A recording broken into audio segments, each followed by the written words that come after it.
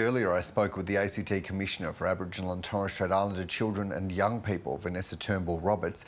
I began by asking the human rights advocate for her reaction to the rallies being held across the nation.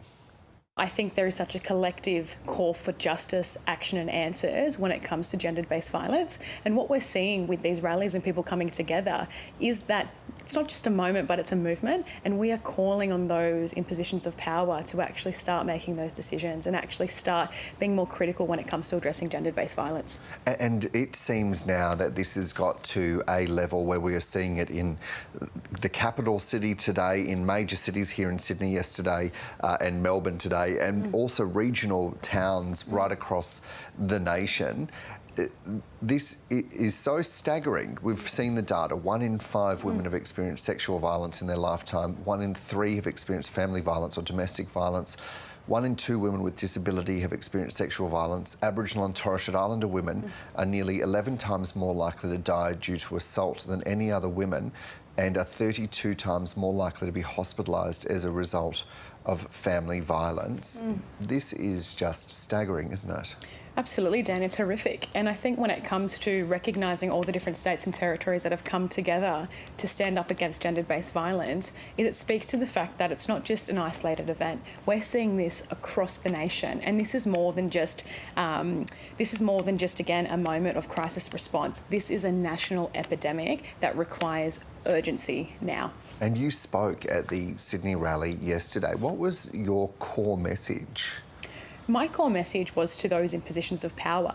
At the moment, we're seeing a really critical response that sits on we need to see attitude changes, which absolutely has a place in the story, but actually we need to see action implemented on the ground. Now, whilst I can recognise that the Premier of New South Wales is calling for state-based royal commissions to potentially take place, we don't need another royal commission. We don't need to hear more recommendations and advice about what needs to change. What we need to say is we are going to take the advice and we are going to take the stories and experiences that we already know of those that have survived, but also we're going to fight for those that haven't survived and making sure we're addressing that change on the ground. The leadership of this country has to be serious about decision making. And whilst we can call for potential royal commission, we cannot delay this any further. That is not the answer. We have the solutions. And so my calling to the people at the rally was we need to see action change, not attitude change, and we need to ensure that when it comes to responding to gender-based violence, we're providing those resources, we're providing the urgent need of response. And there are many, many experts out there that have provided that.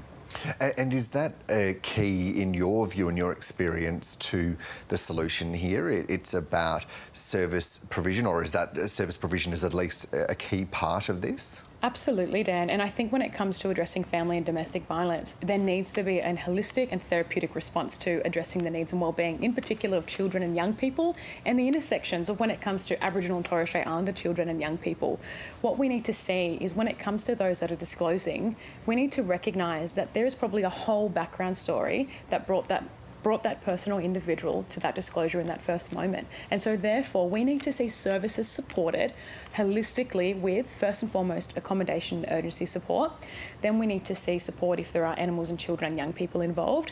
We need to see therapeutic intervention, and then we need to see long-term investments that continues the relationship to support the wellbeing of those victim survivors that are reaching out for help. We're at crisis point, Dan. You know, as the Commissioner for Aboriginal and Torres Strait Islander Children and Young People, in my work, I see the way state-based violence has a place, and I see the way often mothers are calling out for help, saying, I need support, I'm currently in a domestic and family violence circumstance, or they're saying it without even those words. And yet what I often see is a response to forcible removal of children.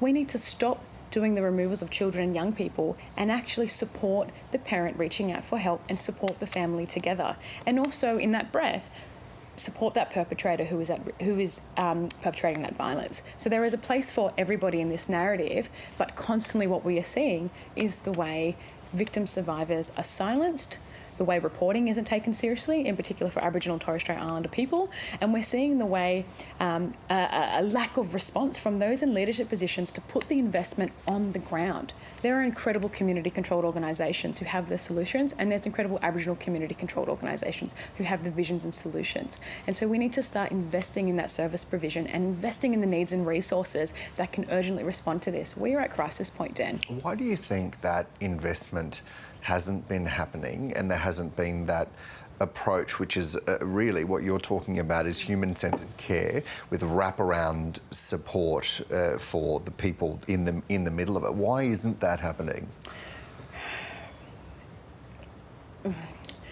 I think when it comes to the reluctance to actually invest in that is those on the ground are often not heard. So we have seen many royal commissions in the past. We have seen investigations. We know the data out there. You've just read it yourself. We know the issues that we're facing in our communities.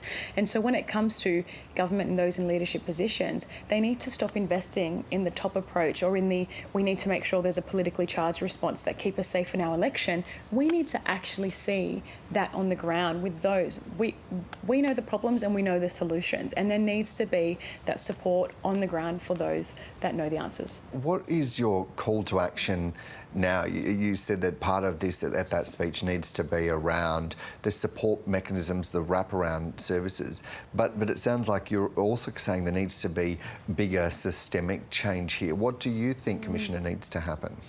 Systemic changes absolutely have to happen. But when it comes to that direct decision making on the ground, we also need to see those in leadership positions invest in those on the ground. As I said, I've heard recently that there is talk around a potential royal commission. We do not need a royal commission into domestic and family violence when we have the expert evidence, data and responses of survivors who have given us the solutions. So there needs to be investment to community controlled organisations supporting the experts in this space and making sure that when it comes to victim survivors, we are believing them, we are supporting them, and we are doing absolutely everything we can to ensure that investment happens on the ground. Now, whilst that might be a big cost in the beginning, in the long term, it's far cheaper, and in the long term, it's saving our women and children and young people's lives. And that needs to be the priority of our leadership of this nation. That needs to be where we respond. And it comes to believing our children and young people and making sure we're meeting every need possible. And Commissioner, just finally, what do you say to women and children that are facing this right now and are being treated in these terrible ways that we're hearing? What's your message to them? My message first and foremost is I believe you. And secondly is to reach out and get that support. But also for those that are providing that support to recognise, as I said earlier, whilst that disclosure may take place, that is just the iceberg to what is actually taking place. And so those wraparound supports are urgent.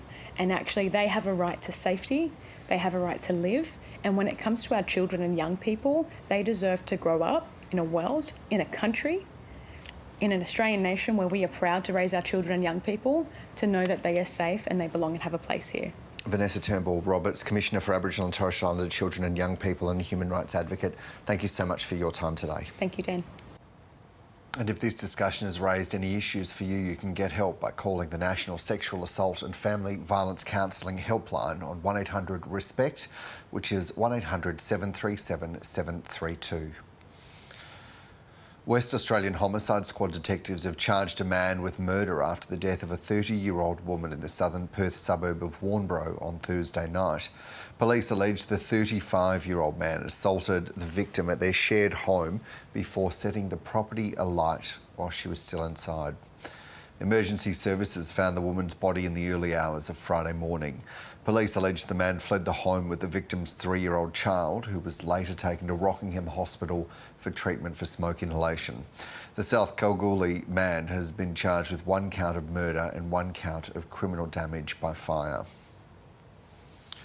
The 10th man charged over a riot outside a Western Sydney church earlier this month has been granted bail with strict conditions.